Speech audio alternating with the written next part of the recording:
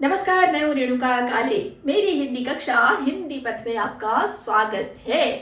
आज हम पढ़ने जा रहे हैं एनसीईआरटी की रिमझिम पुस्तक जो है ना, हिंदी की कोर्स बुक है। सीबीएसई की स्कूलों में ये पढ़ाई जाती है। इसमें एक पाठ है कक्षा 3 में। रिमझिम कक्षा 3 की ये बुक जो है ना, उसमें एक पाठ है, जब मुझको सांप ने काटा। जी हाँ, जब मुझको सांप ने काटा। अब क्या होता है भाई, मैंने जैसे बताया एनसीईआरटी की बुक है, सीबीएसई के स्कूलों में भी पढ़ाई जाती है ना। इसमें पात्र कौन से हैं जल्दी से आपको बता देती हूँ। इसमें नाना जी हैं भाई, एक नानी जी हैं, और बच्चा है जो कि खुद लेखक हैं। अपने बचपन की घटना को याद करते हुए उन्होंने इसे लिखा है। तो ये बच्चा है और एक बूढ़ा है, झाड़ फूक करने वाला इंसान है जो। ठीक है, तो चलिए शुरू करते हैं कहानी। अब देखिए, ये थोड़ा सा ना अंधविश्वास के प्रति लोगों को जागरूक करने का मैसेज देने वाली कहानी है।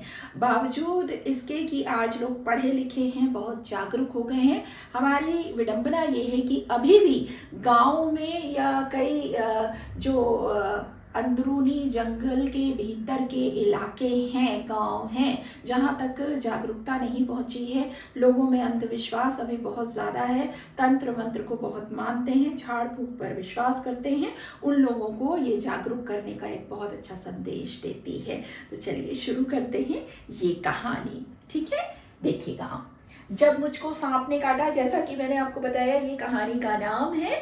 इसमें लेखक जब बच्चे थे तो वो उनके साथ ये घटना घटी थी, उसको उन्होंने कहानी का रूप दिया है। शंकर है लेखक का नाम। तो ठीक है, मैं जब जब बच्चा कहूँगी तो समझ जाना लेखक के बचपन की बात हो रही है। बच्चा यानी वो लेखक स्वयं है, वो अपने आप बीती जो बचपन की घटना है उसका बयां कर रहे हैं इस कहानी में, जब मुझको सांप ने काटा में।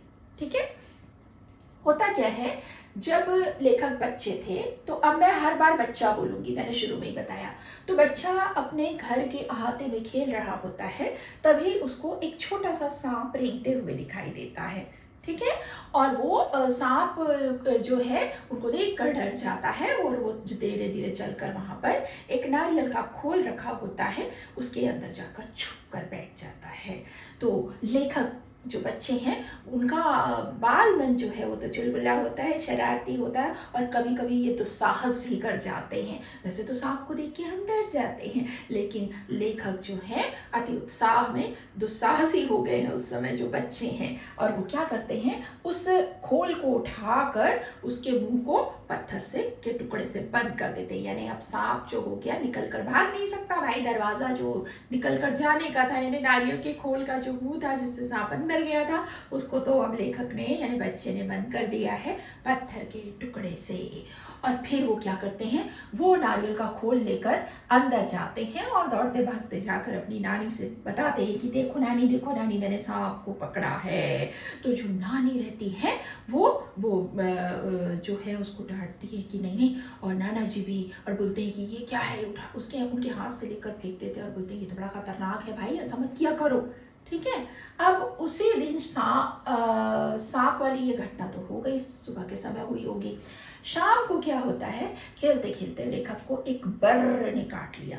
वो बर्र आप जानते हैं, ये वो पीले रंग का होता है, ततैया भी बोलते हैं जिसको जी। तो उस बर्र ने लेखक को काट लिया, और काटने से वहां पर लेखक को जलन होने लगी, है ना, और वहाँ थोड़ा सा ऐसा फूल जाता है और नीला सा निशान पड़ गया। अब लेखक दर्द से चिल्लाते हुए भीतर भागे, है ना। तो वो देखकर नाना नानी डर गए कि अरे बाप रे, ये क्या हुआ, ये सांप से खेल रहा था, सुबह सांप आया था, अब इसने सांप को काट लिया है ना, अब इसको सांप ने काट लिया है। अब वो घबरा जाते हैं, और नाना जी क्या करते हैं, बच्चे को गोद में उठाकर भागते हैं। गांव में जो एक स्थान है वहां वो जा रहे हैं। अब ऐसी स्थिति आई तो इलाज कराने के लिए ही भागता है ना इंसान। तो बच्चे को गोद में लेकर नाना जी भागते हुए जाते हैं खेत, धान के खेत, और सब पार करते हुए वो गांव के बाहर एक झोपड़ी के सामने जाकर रुक जाते हैं। और वहां पर फिर एक बूढ़ा रहता है आदमी, उसको बुलाकर बताते हैं कि भाई देखो, इसको सांप ने काट लिया है। बूढ़ा जो होता है, झाड़ फूक वाले बाबा जी जो रहते हैं, वो बच्चे को क्या करते हैं, बच्चे को बिठा देते हैं और एक पीतल का बर्तन लेकर आते हैं और उसमें पानी डालकर बैठ जाते हैं और बच्चे को सामने बिठाकर मंत्र पढ़ने लगते हैं। बच्चा बताने की कोशिश करता है कि भाई मुझे छोड़ दो, तो उसको डांट दिया जाता है कि चुपचाप बैठो, हिलना डुलना मत। और फिर वो बेचारा बच्चा डर के बैठ जाता है। बच्चा है, क्या करेगा। और गांव के दूसरे लोग भी, नानी के साथ ही बात पता चलने पर गांव के दूसरे लोग भी वहाँ आ जाते हैं। अच्छा खासा मजमा लग गया है, भीड़ लग गई है, सारे लोग देख रहे हैं, सबको ये लग रहा है कि अब क्या होगा। और बच्चे को तो सांप ने काटा है। सब बूढ़े बाबा के ही ऊपर विश्वास करके खड़े हुए हैं। भाई अब क्या होता है, बूढ़े बाबा क्या करते हैं, वो मंत्र पढ़ते हैं। पीतल के बर्तन में पानी रखा हुआ है, मंत्र पढ़ते हैं। तब तक बच्चे का हाल ये हो गया है कि अब उसका दर्द थोड़ा कम हो गया है। ततैया ने काटा है उसको, तो बर्र ने, है ना, तो अब उसका दर्द थोड़ा कम हो गया है। बच्चा बताना चाहता है कि भाई चिंता ना करें, मुझे सांप ने नहीं काटा है, लेकिन उसकी सुन नहीं रहा है कोई। उसको चुप करा के बिठा दे रहे हैं सारे। अब क्या होता है, थोड़ी देर बाद वो जो बूढ़ा है झाड़ फूक वाला, वो बच्चे की उंगली धुलाकर उसी पानी को बच्चे को पिला देता है और बोलता है अब मैंने सांप का जहर उतार दिया है, मंत्र फूंक दिया है और अब बच्चा खतरे से बाहर है। गांव वाले भी उसका ये अद्भुत इलाज देखकर बहुत प्रसन्न होते हैं, बड़ा नतमस्तक होते हैं, नमस्कार करते हैं, धन्यवाद देते हैं। और नाना नानी की तो बात ही छोड़िए, नाना भी बड़े ग्लैड हैं, बड़े खुश हैं कि भैया अब उनके नाती की जान बच गई है। और वो वहाँ से बच्चे को लेकर चले जाते हैं। और अगले दिन नाना जी बहुत सारे कीमती उपहार भेंट स्वरूप वो बाबा जी जो हैं झाड़ फूक वाले, उनके लिए भिजवाते हैं।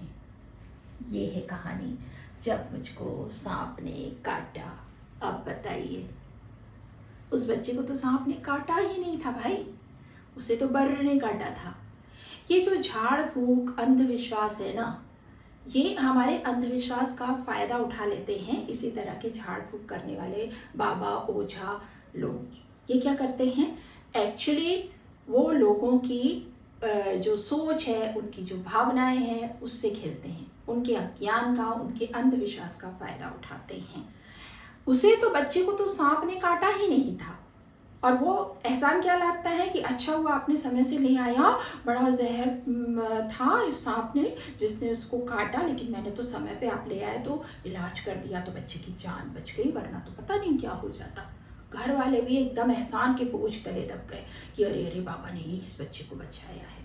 देखने वाले गांव वालों पर भी बड़ा असर हुआ, अरे अरे बाबा ने तो इस बच्चे को बचाया है। जबकि आपको पता है दुनिया में जितने भी सांप हैं उसमें से 70% सांप जो हैं वो जहर रहित होते हैं, उनमें जहर होता नहीं, काटने के से उनके कोई नुकसान होता नहीं है। अब मान लीजिए उस बच्चे को सच में कोई ऐसे सांप ने काटा है जिसको लोग देख रहे हैं कि इस सांप ने ही काटा है, यहाँ तो अनजान है लोग, गलतफहमी हुई है कि बर्र ने काटा है तो सोच रहे हैं सांप ने, लेकिन अगर लोगों ने देखा भी है, किसी ने देखा कि सांप ने किसी को काटा है और वो उसको लेकर बाबा के पास पहुंचे, तो ऐसे बाबा लोग क्या करते हैं देखिएगा।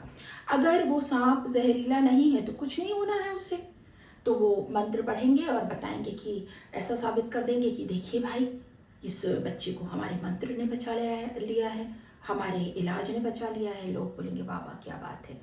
और अगर सच में किसी जहरीले सांप ने काटा है ना, तब लोग जब वहाँ पहुँचे हैं तो वो बाबा अपना ढोंग करेंगे और अगर सांप जहरीला है, जहर फैल गया है तो उसको तो बचा नहीं पाएंगे। तब वो क्या बोलेंगे, तब वो बोलेंगे आप लोगों को मुझ पर विश्वास नहीं था, आप शंका कर रहे थे, आप लोगों ने यहाँ आने में देर कर दी, 2 मिनट पहले भी इसको ले आते ना तो मैं इसको बचा लेता। सबसे बड़ी बात है विश्वास और श्रद्धा।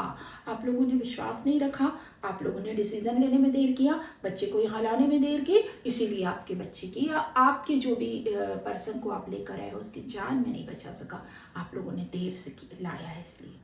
भाई ऐसा होता नहीं है कुछ। अगर ऐसा कुछ घटना दुर्घटना किसी के साथ हो जाती है तो समझदारी इसी में है कि हम उसे सबसे पहले कहाँ ले जाएं, कहाँ ले जाएं। जी हाँ, हमें उसे डॉक्टर के पास लेके जाना चाहिए। वहाँ उसका प्रॉपर तरीके से इलाज होगा, उसके जहर को खींच कर निकाल दिया जाएगा, उसे दवाएं दी जाएंगी और व्यक्ति स्वस्थ होने की संभावना बढ़ जाएगी, है ना।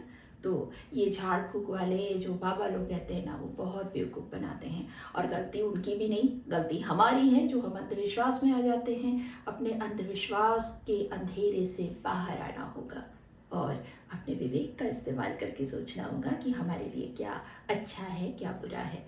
तो वो बाल मन में जो वो घटना बसी हुई थी लेखक शंकर के मन में, उन्होंने इस कहानी के बचपन के एक प्रसंग के माध्यम से यहाँ व्यक्त किया है। और इसका उद्देश्य यही है कि हम जागरूक हो जाएं, अंधविश्वास त्याग दें और ज्ञान की रोशनी में आकर खुले दिमाग से सोचें, जीवन की हर परेशानी को इसी ढंग से सोचें और सही निर्णय लें।